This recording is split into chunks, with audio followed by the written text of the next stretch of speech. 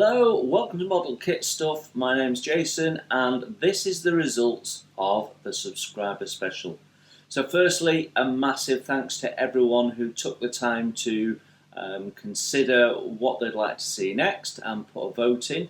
There was lots of you, more than we had last time, which I guess maybe we should have expected.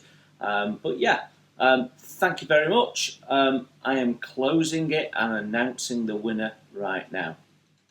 So before I tell you who actually has won and which is the next kit we're going to build, I just want to talk about who came fourth, third, second.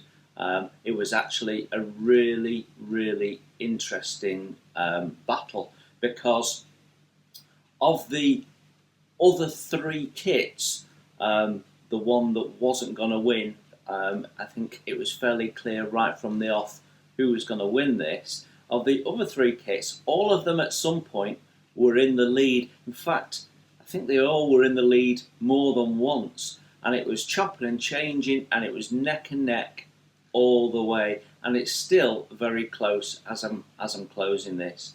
I haven't had a vote for a few days now, so I know that we're pretty much done. So that's why we're closing it. Okay, so. Just a quick reminder of the kits that were in the vote. So we had they were all 132 scale. We had the Tamiya Corsair, we had the Zukimura 129, and we had the Eduard 108, and we had the Wingnut Wings Gota.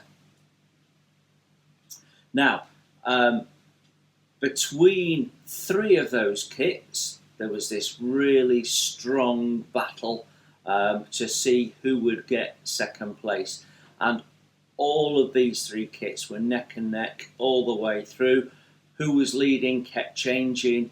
But ultimately, with 15% of the vote was the Eduard BF 108. So that's the one that ended up in last place.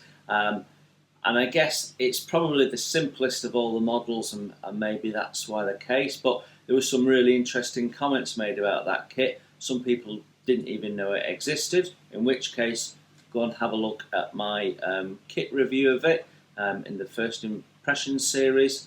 And a lot of people going, oh, it'd be really interesting to see that because you never see it being built. And I agree. And all of these kits are going to get built on the channel at some point. So in third place with just under 19%, 18.75% of the vote was Tamiya's Corsair. And I guess in many ways that probably gets built over and over again on various different forums. So people have probably seen it, but clearly people want to see it again. So there wasn't much commentary about it. People wanted it, they just voted for it, but there wasn't much commentary about that one, which I thought was quite interesting. But yeah, and then in second place, with 21.87% of the vote, was the Zukimura HS129. But it was a close run thing. All three of those kits were winning over the other two at some point, more than once, and was in bottom position more than once. It was very, very close fought thing. The Zukimura came in third place, and to be honest, almost up until a few days ago, that could well have been our fourth place, which is really interesting. But yeah, again, like the Corsair, not a lot of commentary on it. People just very keen to see it being built, and I guess there's all four of these kits have got merit of different types. But yeah, most people seem to be voting for the Eduard kit with a real interest in seeing it because you don't get it seen, whereas everybody else seemed to be voting because they want to see the complexity of the build. Well, that's the impression I got anyway. However, right from the off, from the very first vote I received all the way through was the Gota.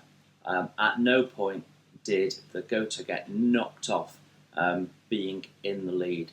Came close a couple of times in the early days, but it was never ever anything other than the winning model. So first past the post, no proportional representation when it comes to building model kits. So with just under 44% of the vote, we will be building this. Probably when we finish the Tiger 1 diorama, could possibly be after Queen Mary 2, whichever one of those builds finishes first. This is the build that comes along next. Now, I have done a first impressions video of this, so there is an in-depth look at this kit. You'll find it in my first impressions list of videos, so go and dig it out if you want to whet your appetite for what's coming. We have some aftermarket in here in the form of decals and seat harnesses, as I recall. Otherwise, as is probably always the case in the main with the Wingnut Wings kit, there it's out of the box. What I now have to think about is what I want to do with the rigging. Easy line is the obvious answer, but do I want to go down the route of putting the buckles in? Possible, it's possible. So there is a company out there that makes miniature buckles for aircraft, and I think I might well be interested in having a go at that, but I haven't fully decided yet. So I've got a little bit of time to think about that while we finish some other builds. So thank you everyone for voting, and we will see you soon with this. And if you're not a subscriber and don't want to miss that being built, hit the subscribe button and the bell, and then you'll know exactly when this comes up. Okay everyone, thanks for your votes. I'll see you very soon.